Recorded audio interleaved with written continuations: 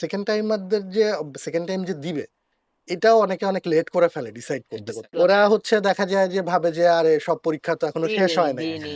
অমুক বিশ্ববিদ্যালয় বাকি, হ্যাঁ। ওইটা করি, বাকি, করি, দেখি হ্যাঁ। কোনো এক জায়গায় হয় কিনা। হয় কিনা। এই করতে করতেই দেখা যায় যে আবার ফার্স্ট টাইমের কোচিং এর টাইম চলে আসছে। একদম। তার মানে তখন সেকেন্ড আর এটা সেকেন্ড টাইম সেকেন্ড থাকে না। টাইমার ওর যে আবার ফার্স্ট টাইমারই আচ্ছা। হয়েছে। যে অ্যাডভান্টেজটা হ্যাঁ, নেওয়ার কথা ছিল এটা তো সেটা নিতে পারেই নিতে না। পারছে না। আমি আরো এড করি। মানে ও হ্যাঁ। ফার্স্ট টাইমও না, ও কিন্তু আরো কমে গেল। কমে গেছে। কারণ ও তো ৩ কাটা হ্যাঁ। বা স্কোর কম থাকলে আরো আরেকটু একটা কমে গেল। বিষয় হচ্ছে ওইচএসসি মোমেন্টামেই নাই। হ্যাঁ, মোমেন্টামে মাঝে নাই। ক্লিক হয়ে হঠাৎ গেছে। করে আবার শুরু করে। মানে রাইট। ওকে মানে এইজন্য এটাও তো বেশ জরুরি যে ও সেকেন্ড টাইম দিবে কিনা একটু আগেভাগেই ডিসাইড করে ফেলা। হ্যাঁ, হ্যাঁ, একদম। এবার যেমন বেশিরভাগ হ্যাঁ। জায়গারই পরীক্ষা হয়ে হুম, গেছে। হুম, হুম। এটা জিএসটি ভালো। ছাড়া এবছরের জন্য তো ভালো। এবছরের জন্য বছরটা ভালো। ভালো। বেটার ওদের সো জন্য। যারা হ্যাঁ। সেকেন্ড টাইম দিবে ওরা খুব দ্রুতই ডিসিশন নিয়ে ফেলতে পারতেছে একদম। যে আমি আবার ট্রাই করব কি করব হ্যাঁ, না। হ্যাঁ, হ্যাঁ। মানে বেশি দেরি করে ফেলাতে আর ওর না। অ্যাডভান্টেজ থাকতেছে না, হ্যাঁ, রাইট? ঠিক।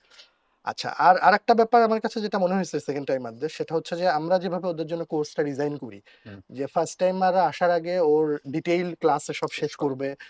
শুধু শেষই করবে না, ওর একবার প্রিপারেশনটা পেপার একদম কমপ্লিট পেপার থাকবে। ফাইনাল দিবে, হুম। মডেল টেস্ট দিয়ে ও ফার্স্ট টাইমরা আসার আগেই ওর প্রিপারেশন একবার সম্পূর্ণ একবার গুছায় ফেলবে। ফেলবে। হ্যাঁ, হ্যাঁ, হ্যাঁ। মানে এরপর শুধু রিভিশন। এটা কতটা ইফেক্টিভ হয়? মানে সেকেন্ড টাইমাররা আসলে ও জাস্ট রিভিশন ফেজে চলে যাবে। জাস্ট খালি তখন রিভিশন করবে। আচ্ছা ভাই, আমি আমার নিজের লাইফ থেকে কথাটা বলি। যখন আমরা সেকেন্ড টাইমার হিসেবে জার্নি শুরু করি, তখন জার্নির শুরুতে ২টা কোয়েশ্চেন থাকে। একটা কোয়েশ্চেন হচ্ছে বেশি লং প্রিপারেশন নিয়ে ফেলছি না তো? ৯ মাস ধরে পড়ার কি আছে? আমি তো গত বছর ২ মার্কসের জন্যই চান্স পাই নাই। তো যেহেতু গত বছর আমি ৩ মাস প্রিপারেশন নিছি, এখন আমি ৩ মাস ১৫ দিন সময় নিব। হুম। এই ৩ মাস ১৫ দিন সময় নিলে ২ মার্কস আমি কভার করে ফেলবো। এটা হচ্ছে একটা ডিলেমা, আমি কখন শুরু করব।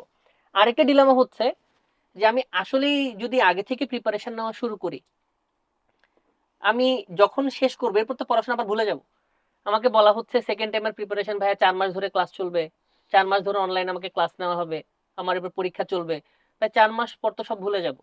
এই ২ টাকে সামারি করলে আসলে আমাদের সার্ভিসটাকে সম্পূর্ণভাবে আলোক দেওয়া যায়। কিরকম দেখি? প্রথমত তুমি যদি এখন থেকে প্রিপারেশন শুরু করো, তুমি সেকেন্ড টাইমের সবথেকে বড় যে অ্যাডভান্টেজ সেটা পাচ্ছ। সেটা কি? ফার্স্ট টাইমেরা যখন জানবেই না যে পরীক্ষায় কোন সাবজেক্টে কত মার্কস, কোন বছরে কি প্রশ্ন আসছে, তুমি কিন্তু এর আগেই একবার খুব ভালো করে সকল ক্লাস করে ফেলেছো। তোমার ওই টপিকে এনাফ এক্সাম দেওয়া শেষ। তুমি নিজের সবগুলো ভুল জানো। তোমার সবগুলো ম্যাটেরিয়ালস একবার করে পড়া শেষ এবং আমাদের সার্ভিস তুমি কিন্তু ইউটিলাইজ করেই ফেলেছো, মানে প্রিপারেশন কমপ্লিট। এরপরে তোমার কাজ কি? জাস্ট এখন কাজ, যখন ফার্স্ট টাইমাররা তাদের প্রিপারেশন শুরু করবে, তাদের সাথে বসে বসে ঝালাই করা। অনেক সময় এরকমও হবে, দেখা যাবে তুমি না পড়ে পরীক্ষা দিতে গেছো ফার্স্ট টাইম দেশে দেখার জন্য কত মার্কস পাচ্ছ। যেহেতু প্রিপারেশন অনেক স্ট্রং, তোমার নাম্বার ফার্স্ট টাইমারদের থেকেও ভালো আসছে। হ্যাঁ তাহলে ভাই, আমার এটা হ্যাঁ, ট্রু।